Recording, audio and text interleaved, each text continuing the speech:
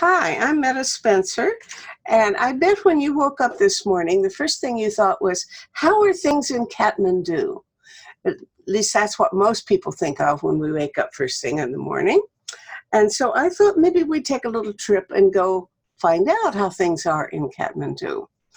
It so happens that I have a friend who's there, whose name is Mukti Suvedi, and he has a friend whose name is Sharad. Neupane. Both of them are peace workers, and they're in Kathmandu, and they're friends, and they're saving the world, just the same you and I are doing. Okay? So, hello, Mukti. How are you? I'm fine, Metta. It's so good to get connected and to take part in your interview. Yeah, okay. And Sharad, hello, how are you? Hello, I'm fine. Good. Excellent. Nice meeting you online. Wonderful to meet you too. All right. Now, both of you are people who have expertise in things like nonviolence trainings and so on.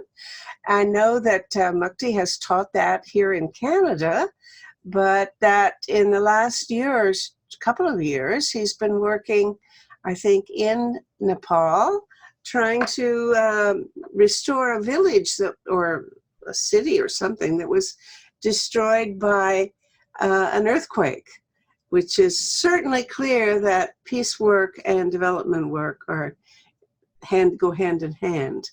So I want to hear about that, but let's start off first, if I can get acquainted with Sharad a little bit, because I haven't met you before.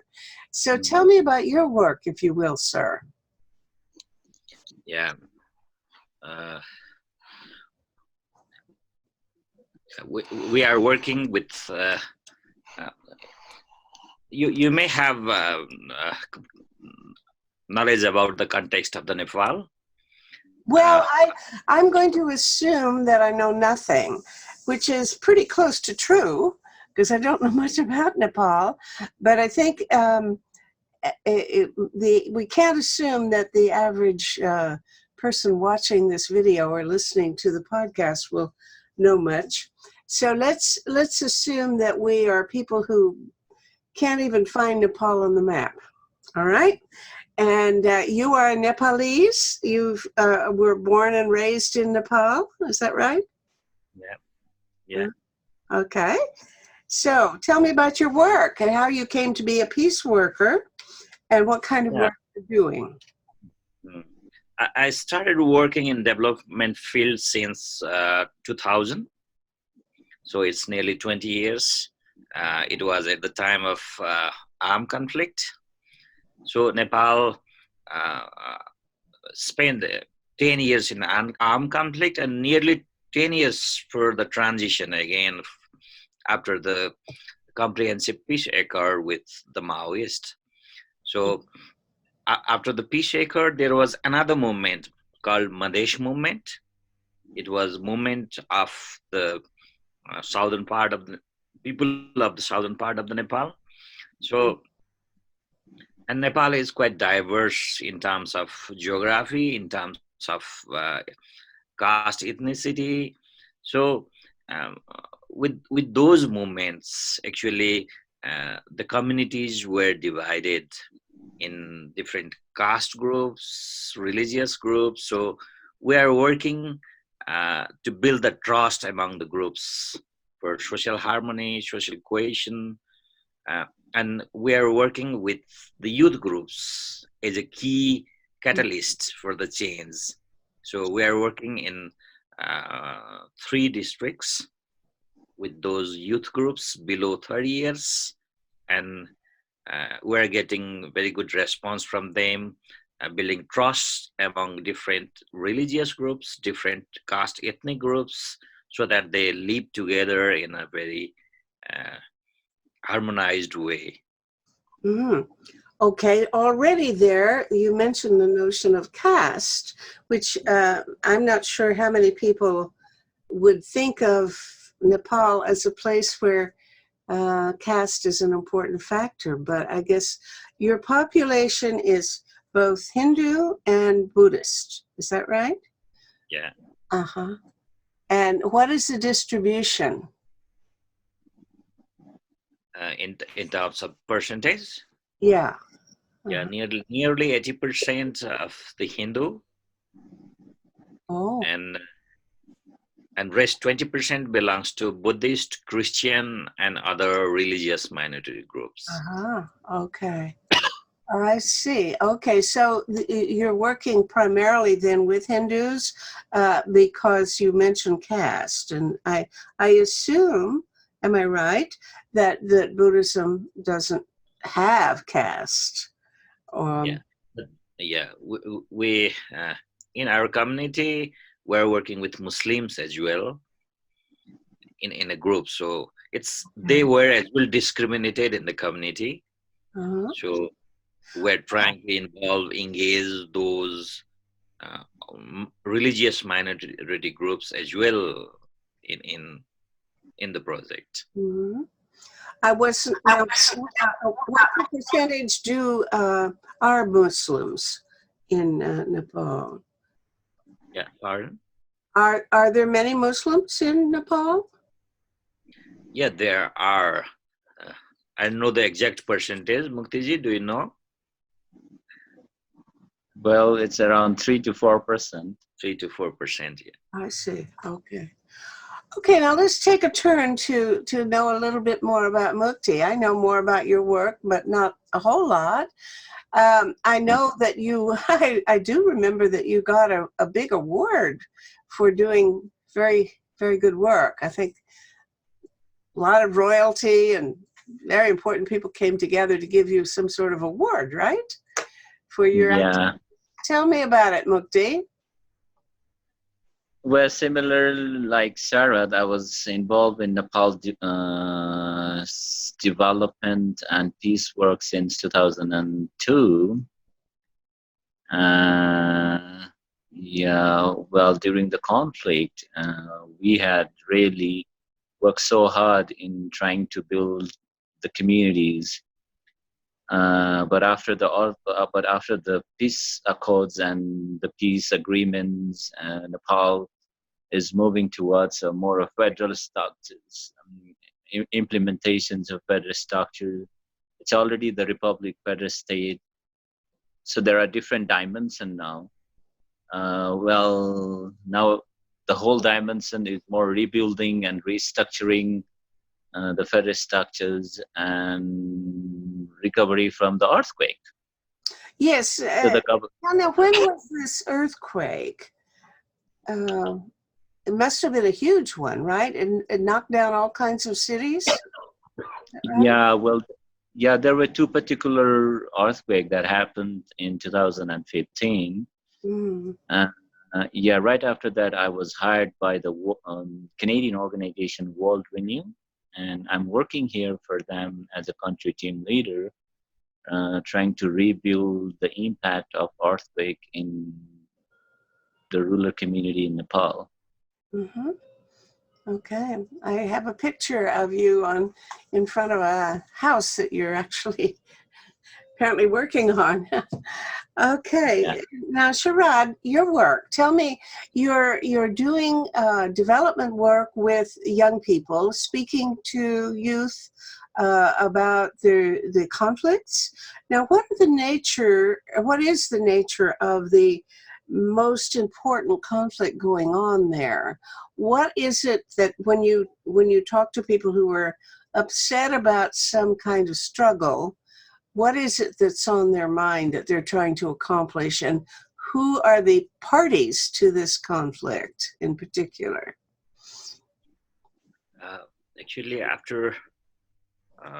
after the election and of 3 layers of government, this federalism is new for Nepal. Mm-hmm. Now there is federal, provincial, and local governance. So we are looking at two type of conflict. One is between and among the governments as well. We are doing research on that, and there is conflict between provincial government and local government regarding their power sharing, resources, etc. one part of conflict is that with different caste groups, ethnic groups, um, that they are fighting for their rights. So there is the conflict in the community. So one part is that, and another part is one of the splinter fraction of the former Maoist, that they are working as well in the community in an underground way. Uh-huh. So tell me a little bit about the history of this conflict. When did it begin? And I think I've heard that it was mostly Maoists against the rest of the country. Is that right? Yeah. The conflict, armed conflict began from 1996 February, and that ended in 2006 April. That at the end of the insurgency, actually Maoist movement, they joined with democratic parties. There was alliance of 7 political parties, and they came into the non-violent political movement, joining with the democratic forces against the monarchy. So they left the weapons in 2006, joined with democratic parties, and they are now in the democratic process. The Maoists. The Maoists. They are leading the government with another communist party. After the merger of the another communist party, they are now in the government, and they are from the ballot box, not the battle of the gun. Mm-hmm. So. Mm-hmm. Well, now you're talking to young people.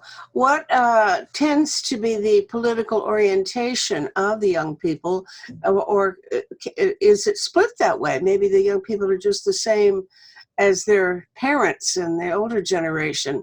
How does that look? Are young people different? No, the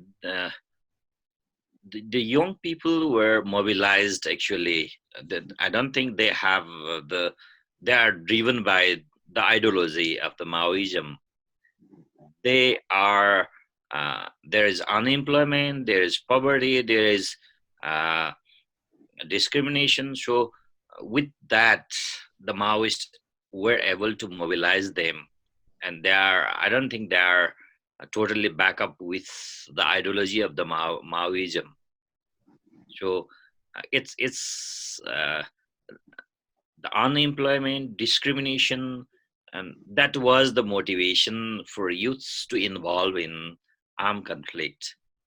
So they think that they used to think that there is the solution after they come in the power.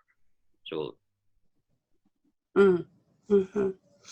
But now you think that they reconciled to working within a democratic system, or are there still people who are ideologically opposed to the pluralistic kind of governance?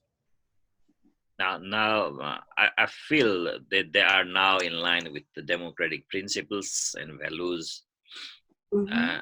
And still, I feel there is chances if the current government is not able to deliver as per the desire of the youth, there may be the chances that another splinter faction will get more support, and there may be chances of the conflict as well. Mm-hmm. Okay. But now you're working primarily with the young people, right? And within the young people, you're or not. You say that the real conflict is between the federal system, or rather the provincial, is that the word for it, and the local municipal government. That there's a struggle for power sharing, right? Yeah. What does that look like? What kinds of issues come up? We have, by the way, here in Canada, we have the same thing. Toronto is always at odds with the Premier of Ontario. And right now we have a really nasty Premier of Ontario who's trying to take everything away from Toronto. So I'm kind of familiar with that notion that the provincial government and the municipal government don't necessarily agree on the division of all the resources. Anyway, tell me what that looks like with the people you're working with. Yeah, usually the local governments feels that they are more powerful. They have the geography to work, and they feel they need more power. And as we met some of the uh, mayors, deputy mayors of the local governments, they say we don't need the provincial system, provincial government. That they are against that. So and there is still yet not formulated many laws, systems. Even one of the province, and they don't have that planning commission, and it's all in the process. So the middle layer, actually the provincial layer, they have weak delivery system. So there was already the local government working, though not powerful like this. So there was the system, but the middle layer, the provincial layer, is yet not formulated all necessary laws, rules. They don't have yet the development plans. So and they have the feelings that even the federal government is not willing to give more power to the province. So it's still confusion with the people, and with the local, and even in the local government system, that they have the confusion whether they need the province or it's just a burden, for financial burden only. They have feeling like that. It's developing day by day. So how do you intervene in a situation like that? If I had to, I'm trying to imagine what I would do if I were trying to solve the problem between our Premier Ford and let's say Mayor Tory of Toronto. What would I do? I can't imagine what I would do. How can you intervene to propose solutions, or do you just try to work on people's emotions and try to make them feel a little more cooperative? How do you work? We don't have direct intervention with those governments, though we are trying to share our research finding with them, and request for better dialogue among themselves to resolve the issues. We recently did the research with the governments, but our work is more focused with the community youths to join the heart of the people of the divided community, providing them opportunity to play games, for example, football. And they play football with involving different groups. And one of my community youth said, for the first time, I'm with the higher caste groups. Yes. So, yeah, they are now becoming friends and building trust among themselves. So they have not before had occasion to interact much. They've been like separate communities. Even you can see that there's a caste termed as untouchables. They are not allowed to go together in any marriage ceremony, any party. They are not sitting together and eating together. So they are not allowed to be there in the same function. Now it's increasing that they are now trying to organize parties together. They are involving those untouchables, so-called untouchables, in that parties and Mm-hmm. social functions. Mm-hmm.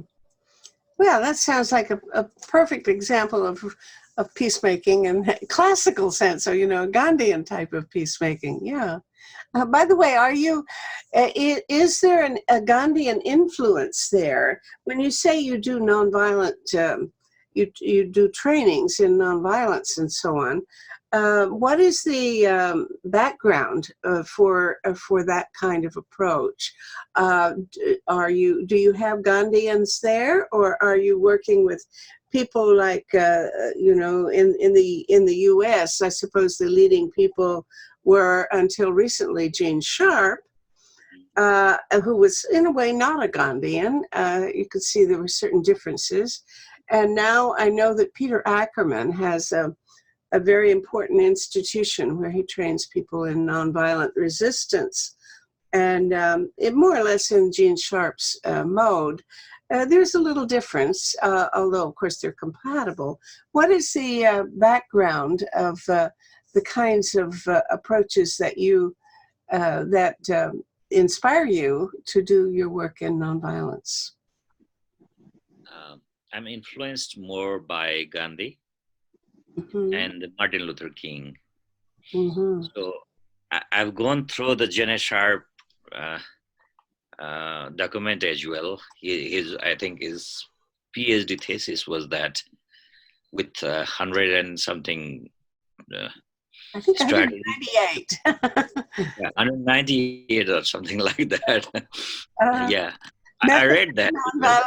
Methods of nonviolent resistance, yes. By now there must be a couple of thousand. But he started with 198, I believe. Right. So I'm more influenced by the Mahatma Gandhi and the Martin Luther King. Mm-hmm. Okay. So we use the reference of those 5 principles of Martin Luther King, Mahatma Gandhi's movements, example of that SALT movement and all. We use those examples in our trainings too. Mm-hmm. So more on Martin Luther King and Mahatma Gandhi than Gene Sharp. There is some reservation on some of the methods of Gene Sharp. Mm-hmm. Mm-hmm. Well, I know that the main difference that occurs when people discuss the difference is that, Gene Sharp said, you don't have to be an angel. You don't have to even be a good person. You can use nonviolence, even if you're a terrible person, and it's still better than using violence, which I would agree. Certainly, I agree with it. But certainly for Gandhians, it's a spiritual project as much as it is a political one, I would say. Mukti, let's bring you in on this question about nonviolent struggle and trainings and so on. I think you have also given trainings in nonviolence in Nepal, haven't you? Yeah. Well, yes, long time back, Metta. Mm-hmm.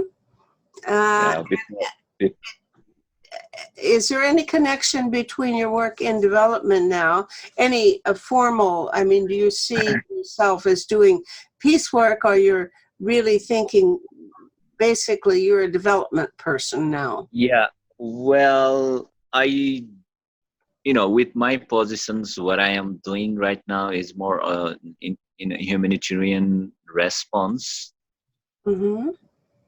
for the earthquake affected communities. Well, yes, I do use the techniques of nonviolence and do no harm strategy while we are working with the communities in rebuilding and recovering of earthquake.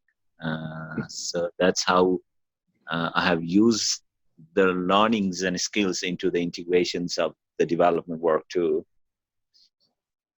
What would you say were the effects of the earthquake on social relations in the towns where you work? Have people generally come together to help each other? Some people say that a disaster brings out good things in the inhabitants, that people get to know their neighbors when they didn't necessarily get along before. They help each other and so on. Other people say, well, sometimes there's looting, there's other kinds of conflicts that get exacerbated. What have you found have been the main impacts of this disaster on the societies or the communities where you work? Well, that's really a good question, Mera.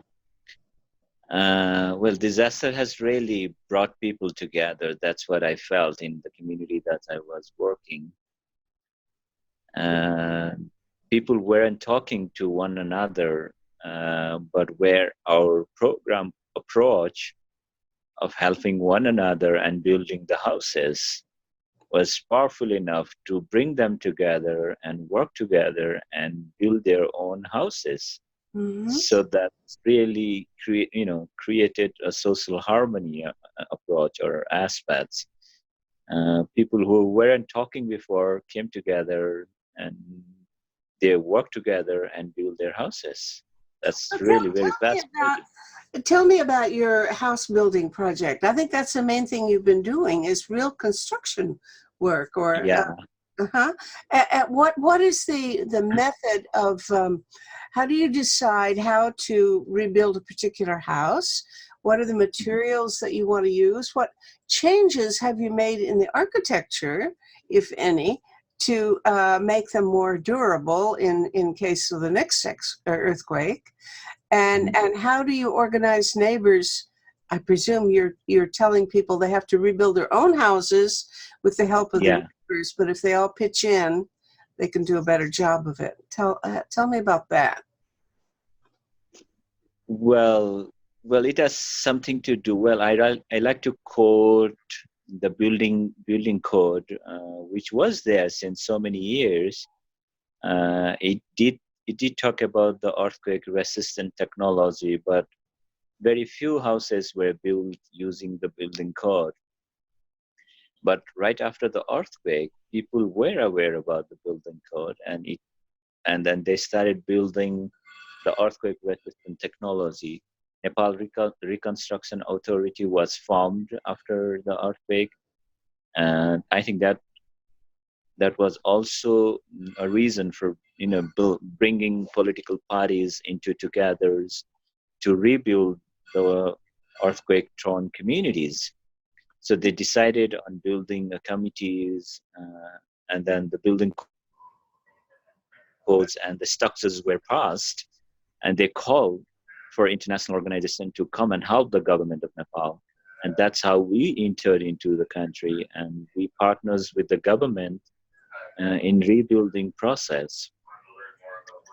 The houses are a little bit different than their ancient traditions houses, as most of those houses. You mean you've changed the design of the houses to make it more durable, or stronger? Yeah, it's more on earthquake resistant technologies were used there to rebuild the houses. Mm-hmm. Where a house is banded from the foundations until the roof levels, so that during the earthquake it holds for longer period, so that nobody is killed or no death casualties will occur. Earthquake doesn't kill people. It's the houses, it's the structures that kill people. Mm-hmm. So as an organization, we build like 282 houses here in the rural communities, where all these houses are earthquake resistant technology. Well, now I saw you with a photo of you in front of a house that I think was stone. Yeah. I would assume that a stone house is not as stable as a wooden house. Am I wrong? Yeah. Or do you what kind of materials are you encouraging people to use? And is there plenty of whatever material you prefer? Well, it depends on the community, what kind of houses they want to build, and if they have the salvage from the damaged house. Well, we try to show them the prospect. People weren't ready to believe that stone houses are safe. So we You built think that, that I'm stone. sorry, you're saying they are safe. Stone Yeah, they houses? are safe. Oh, Yeah, they are very safe. really? It's just a technology that you have to follow and that you have to use. So our model houses that we build for six most vulnerable and poor people were all stone houses. Really? Hmm. Yeah, Okay, so now you're working or you were working for a charity that's North American in they provide funds, is that right? And yeah. you pick a town and go there and organize the people to rebuild their own houses. I call international organizations as a sixth wings of the government. In- Wherever we are working, right, we are contributing to the government plans. As Nepal Reconstruction Authority had a plan to rebuild the houses that were damaged in the earthquake, there we I already mentioned that that's how international government or organizations came into place, providing emergency relief and recovery.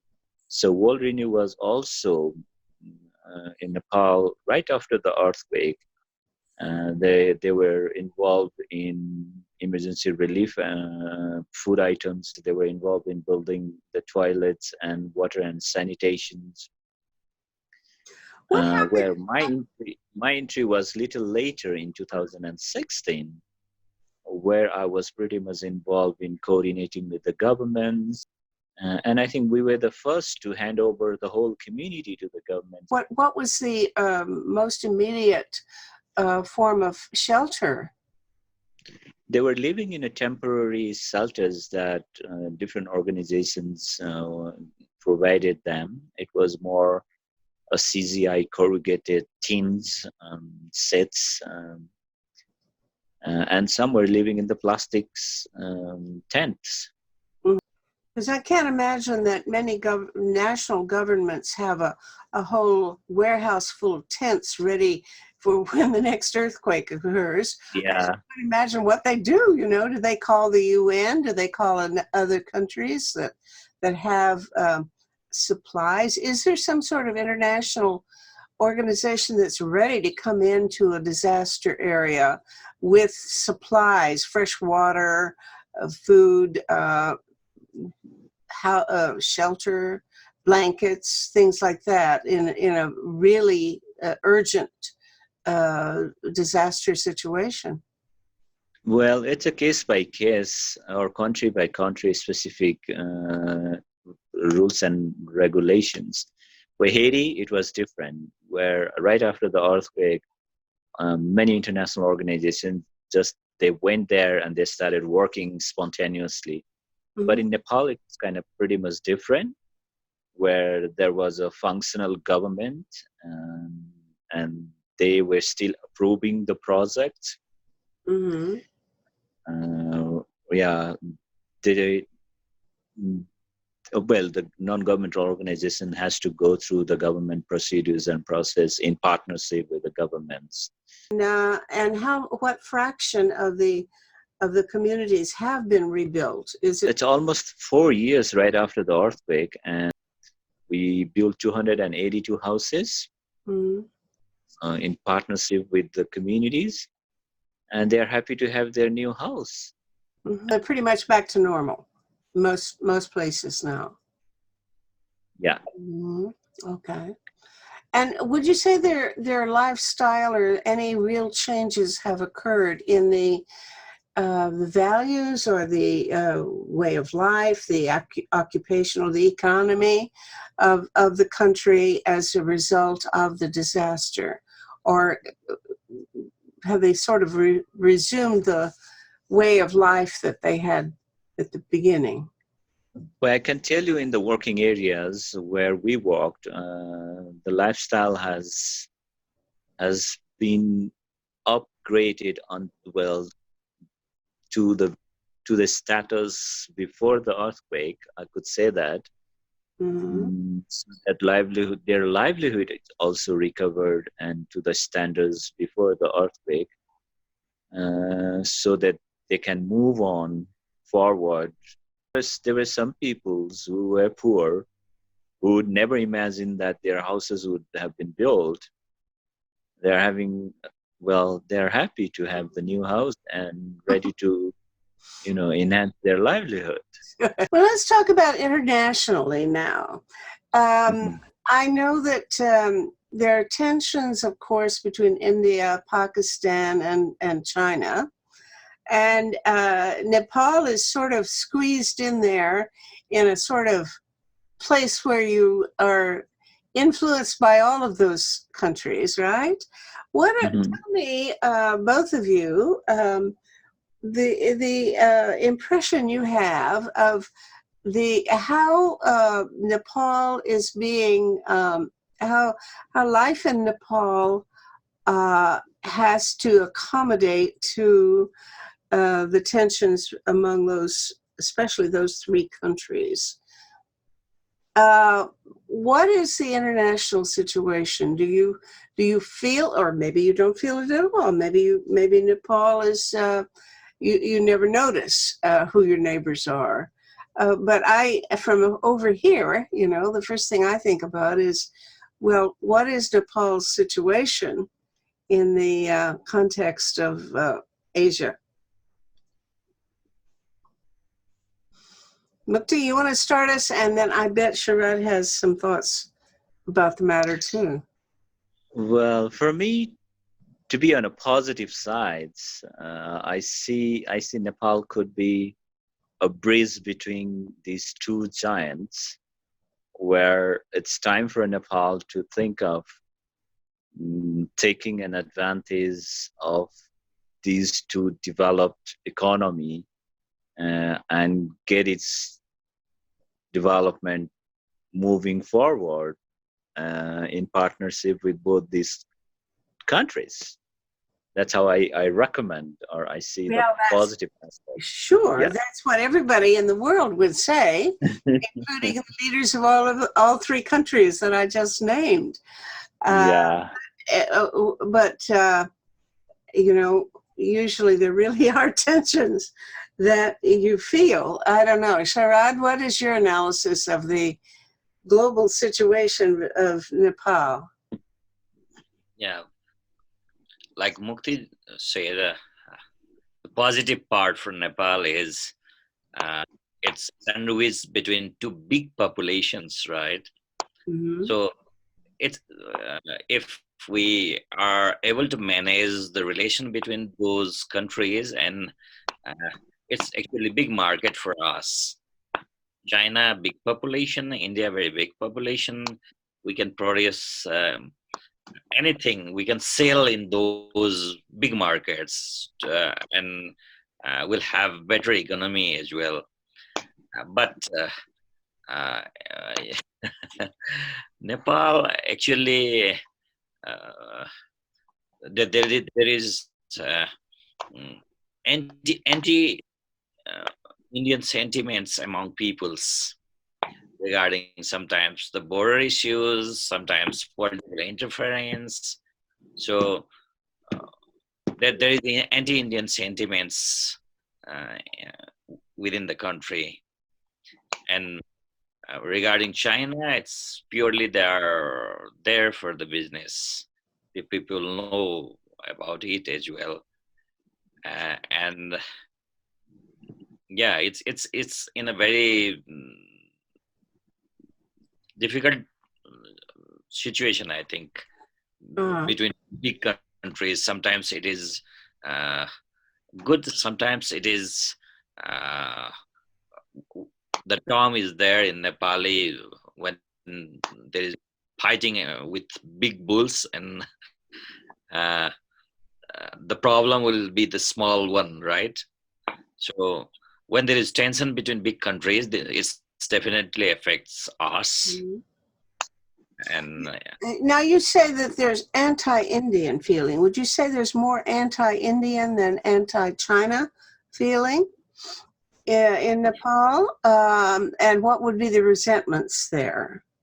yeah, it's actually the big area, actually longer border of Nepal is with India. And with Mhm. cultural, religiously, it's more closer to India. Mhm. So Mhm.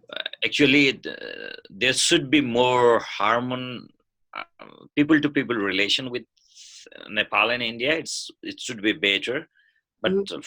from the government side, uh, due to the interference, political interference, and some issues of the border, uh, people have feeling that anti-Indian feelings.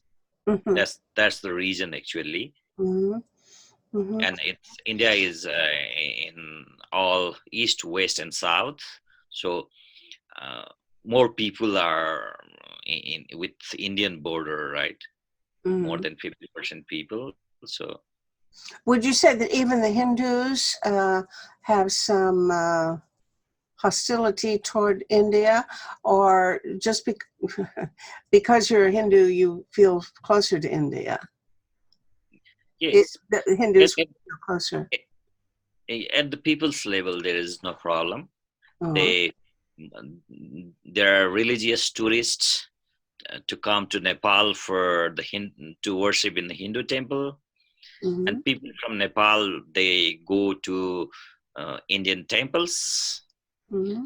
So they have very good relation with people to people, I say. But from the Indian government, they feel that they are dealing with us like big brother. Mm-hmm. That's the reason. Mm-hmm. Okay. But at the people level, it's good. I see. Okay. Now, I've heard that in many parts of the world, anyway, China is doing things to extend its influence by doing things like building roads for countries or doing technological gifts in a way, which no gift comes without strings attached, or at least implicitly there is. But is that kind of thing going on? Is China trying to build a relationship with Nepal by doing things like that, or not? Yeah, that they are planning for railway. They're planning to construct that in Nepal and opening the borders with wide roads. Mm-hmm. So for me, it's for their business actually. India is as well a big market. They are trying to go to India through Nepal in the market. Mm-hmm. Maybe we may be only the entry and exit point. It's only transits is Nepal. They are trying to go India through Nepal Mm-hmm. Okay. Well, would they for the have to? business. I can't visualize the map offhand. To get into India, do they really need to go through Nepal, or I need to? I need a globe at hand. Uh, it's functional for them to go through Nepal to get into India with the railway. Is that it? Yeah, Nepal and India has open border, right? Mm-hmm. When they are able to come to Nepal, and it's very easy for even for illegal trade Oh. because the border is open, so it's easy for them to send the goods to Mm-hmm. India Okay.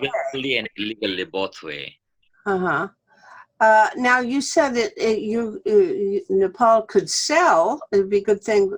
Nepal would have um, opportunities to sell. What would you sell to China and to India? What are your main products that you'd like to develop as exports? So actually, we don't have big industries like India and China to sell the products. Um, our economy is based on tourism, one thing. Tourism. Oh. Yeah. Uh-huh. So, being the birthplace of Buddha Yeah. A and lot of people China, go there, right? yeah, Yeah, just to see the birthplace of Buddha. Yeah. yeah, Okay. Chinese tourists and even Indian tourists, they come to Lumini, Mm-hmm. and it may be the very good destination for Buddhist tourists. Mm-hmm. And for Hindu tourists, it's Pashupatinath and Muktinath and many famous temples in Nepal. Mm-hmm. So tourism is one area uh, that is the actually income source for Nepal is tourism. And next one is uh, we can produce vegetables now. Even it is started to sell in Qatar Oh, recently. We're sending vegetables to Qatar as well. what kind of And vegetables? uh, uh, many it's beans, many type of vegetables that they started sending to Qatar. Really? So vegetable is one of the production, Mm-hmm. and Mm-hmm. carpets, garments, Mm-hmm. pashmina, that may be the, Uh-huh. Uh-huh. Uh-huh. Okay. Huh. So now, um, how would you get stuff to Qatar? That's an interesting relationship. How did something like that develop? Develop a connection, because Qatar is a long way off and quite a different kind of society. yeah, it's only 4 hour far. Uh-huh. Uh-huh. Now, I guess my impression is that Nepal is very largely a mountainous country, right? Yeah, Almost entirely mountainous, or not? no, three uh, geological areas actually: the mountainous, hills, and the plain. So it's so diverse in terms of geography as well. In one of the place, it's 40 degrees Celsius, and if you travel 100 kilometers, you drop the temperature drop to 9 degree. Oh, my So goodness. so diverse Uh-huh. geography. Uh-huh. And yeah, it's people come as well for the mountainous tourism, trekking, hiking, climbing the mountains. Uh-huh. Well, what about these? We hear about glaciers melting in the Himalayas, and that this is going to be a real problem. Are there a lot of glaciers in Nepal? And what is the prospect for climate change to influence the conditions in Nepal? There may be the effect of climate change, and it's affecting Nepal too, melting of the Himalaya mountains. Yeah, there is the effect. Mm-hmm. Well, is there much concern about that, or is that just one of the whole list of problems that the world has to deal with in Nepal? Are people particularly aware of and worried about trying to reduce the impact of climate change? Yeah, people started to know, and that they are aware now about the climate change effects. Mm-hmm. Because I saw a TED talk by a man, I think he was from Bhutan, and it was saying, I believe it's Bhutan is a country that has not only carbon neutral, that is to say, well, but they actually are carbon negative. They are actually reducing the amount of carbon in the atmosphere. The whole country as a whole is, because they have policies about forestry, for example. Not, they're protecting the forests and so on. Is there that kind, or is there connection with Bhutan, or is there any influence or concern along the same lines in Nepal? So, yeah, there is. People are highly conscious about the deforestation, effect of deforestation. Now, recently, even today, High Court stopped. There was a stay order against the new international airport. Government was planning to construct new international airport in one of the area, Mm-hmm. and there is big forest in that area. So there is high level of awareness about the deforestation, and people are more concerned on that as well. Even the court today, they order to stop the construction. Mm-hmm. Mm-hmm. Okay. Mukti, tell me more about your work. What are you going to do next? By the way, you mentioned at one time that there was a possibility that that the government would want to create a peace university at Lumbini, in honor of of course, the birthplace of the Buddha. Has anything come of that, or is that just a fantasy? Well, it was declared, but nothing has come up from the government side. So, well, I'm still continuing one more year for rebuilding the livelihood of the earthquake affected communities if we get the project funds. Mm-hmm. If not, yeah, we'll have to see how we're gonna go. Yeah, I think that would be a good prospect as well, having Nepal multi-dimensional, multi-linguistic, and multi-cultural country, being a promoter for the global peace. Yeah, Mm-hmm. let's see how it will come up. Mm-hmm. We But have talked with the UN agencies as well if they are interested in doing that, but yeah, nothing has progressed as the Prime Minister is very sick. where's So the impetus for that coming from? Who thought this up? And was it the government, or was it your idea? well, the whole university concept was from the Prime Minister. He wanted to visit Costa Rica, and before he went to visit the Costa Rica, he declared that Nepal could be a possible peace promoting countries, and he declared that there will be a peace university in Nepal too. Uh-huh. Yeah, but a lot of work has to be done in establishing that peace university.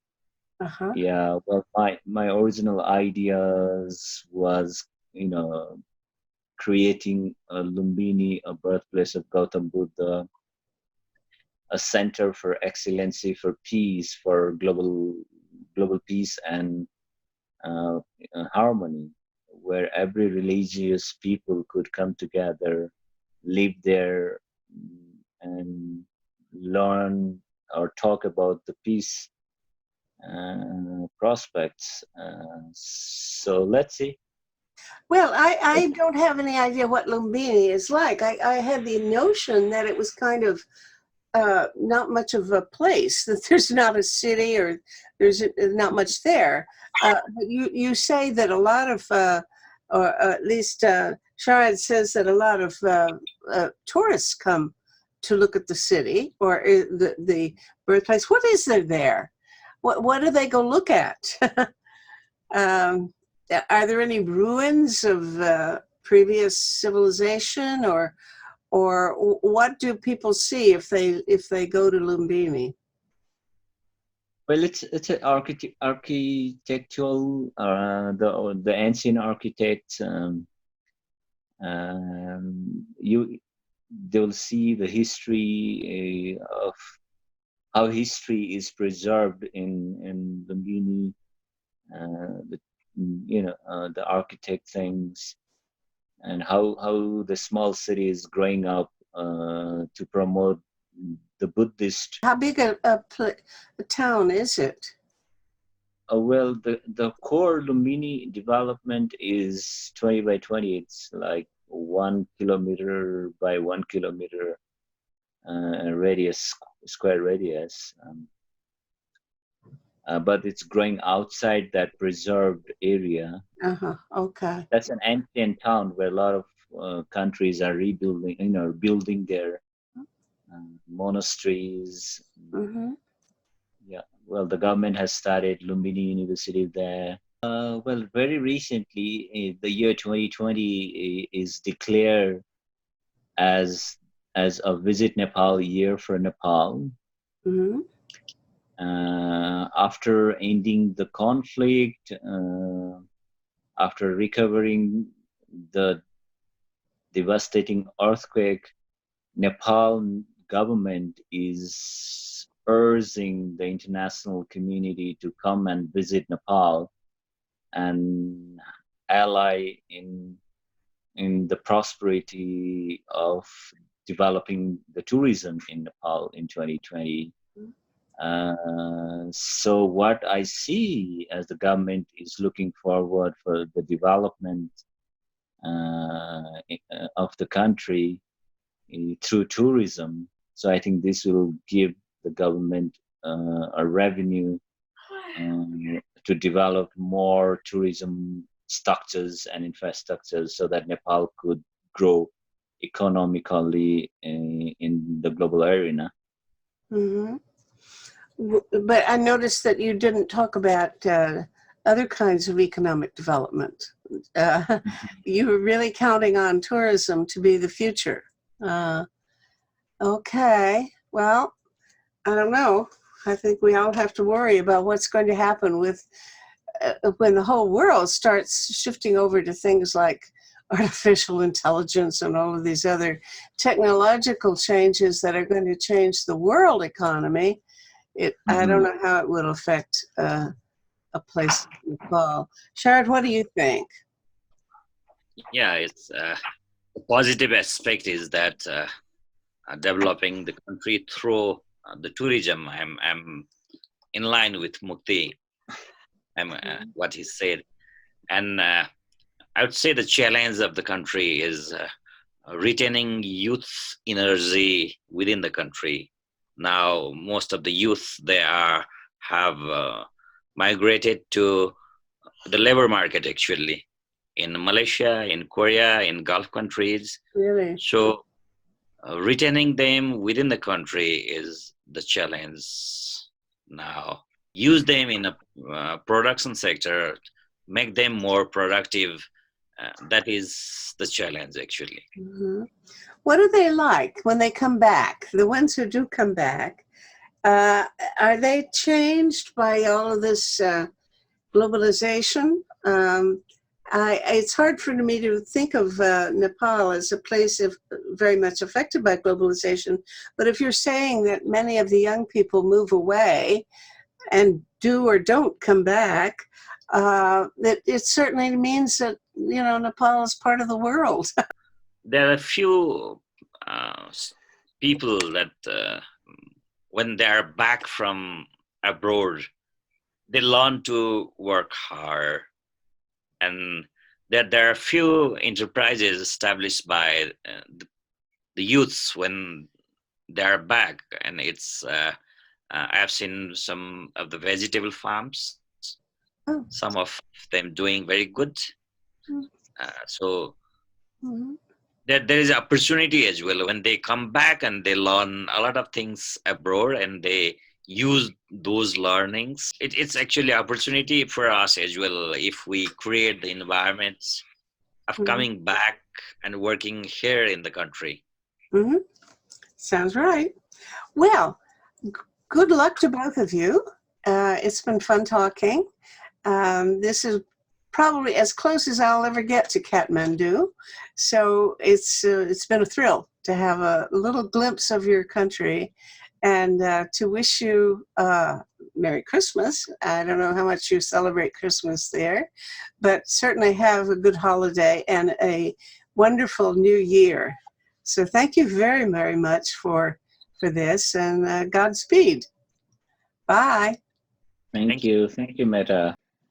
This conversation is one of the weekly series Talk About Saving the World, produced by Peace Magazine and Project Save the World. Please visit our website at tosavetheworld.ca, where you can sign the Platform for Survival, a list of 25 public policy proposals that, if enacted, would greatly reduce the risk of 6 global threats to humankind. Come back next week for another discussion of a serious global issue.